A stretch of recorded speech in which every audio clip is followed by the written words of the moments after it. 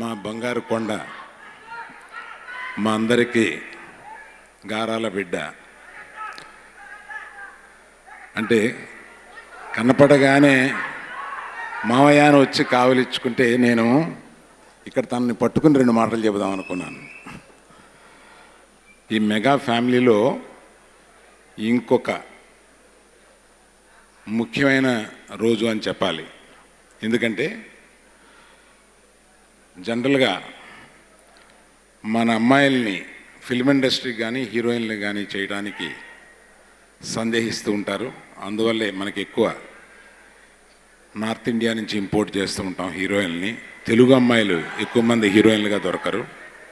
అటువంటిది నాగబాబు ధైర్యం చేసి తన కూతుర్ని హీరోయిన్గా ఇంట్రడ్యూస్ చేసినందుకు నాగబాబుకి ప్రత్యేకమైన అభినందనలు. నాగబాబు దంపతులకి, పద్మ నీకు కూడా ప్రత్యేకమైన అభినందనలు తెలియజేస్తున్నాను.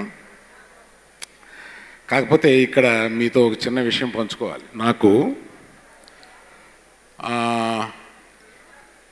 తను హీరోయిన్ అవుతుంది అని కొన్నాళ్ళు, లేదు అవటం లేదు అని కొన్నాళ్ళు, ఇట్లాగ ఫ్యామిలీలో అనుకుంటూ ఉండగానే ఓ రోజున మీడియాలో నాకు కనపడింది. అప్పటికే ఇది నాగశౌర్య ఏమనుకోకపోతే, అరే బన్నీ సినిమా ప్రారంభించామే, లేకపోతే బన్నీ పక్కనే హీరోయిన్ వేస్తుండేవాళ్ళమే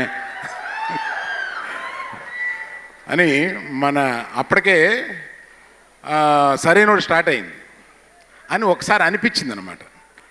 అది ఫ్యామిలీలో అనలేదు, తనతో అనలేదు, ఎవరితో అనలేదు, అందరితో కలిపి ఒకేసారి ఇప్పుడు పంచుకుందామని అనిపించి చెప్పాను. All the best for the Naga Shaurya, one of the finest actors we have. For Naga Shaurya, to the director, producer and particularly my dear darling, all the best to you. Thank you.